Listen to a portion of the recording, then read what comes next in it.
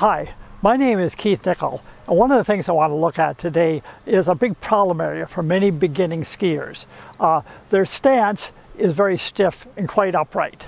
By upright I mean back is straight, weight tends to be on the heels, and they have very little flex in the legs. Many of my videos I show this athletic stance, this flex stance that looks like this.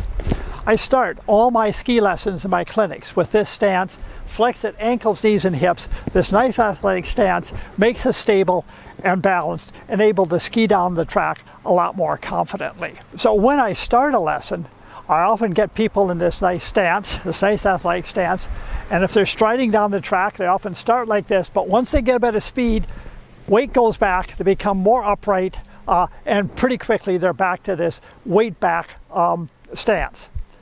So they start out okay, but then they drift back. So when my buddy Steve came up with this tire pull apparatus, I was very intrigued and wanted to check it out.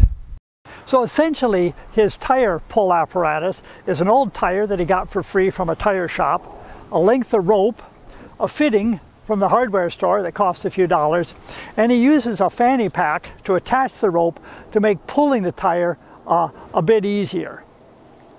So here we are with the apparatus set up behind us, got the waist belt on, the length of rope and the tire, and it presents a ton of drag on the pavement. So it's very hard to get this thing moving.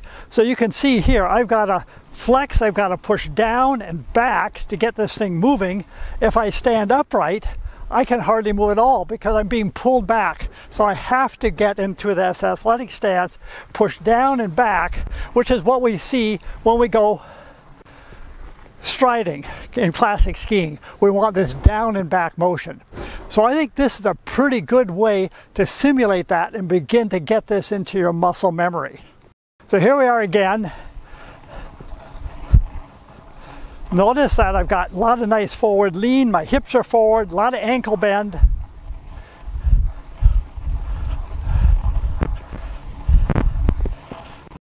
So you can vary this as well. If it's a bit too easy pulling it on the pavement, you could add a 15-pound weight or a couple of these. I'm going to put one of those in right now. You can also begin to add walking poles like this if you like to get your arms moving as well. With more drag, you might actually need the poles. So let's have a look at that.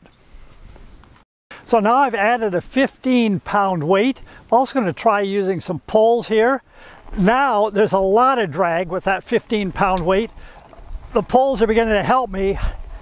Again, if you can use the poles, remember, plant them at right angles, push down and back. Remember that nice forward lean, ankles flexed. Notice in these still images how my ankle and hips are flexed equally and my weight is on the ball of my foot, just as we do when we stride on snow.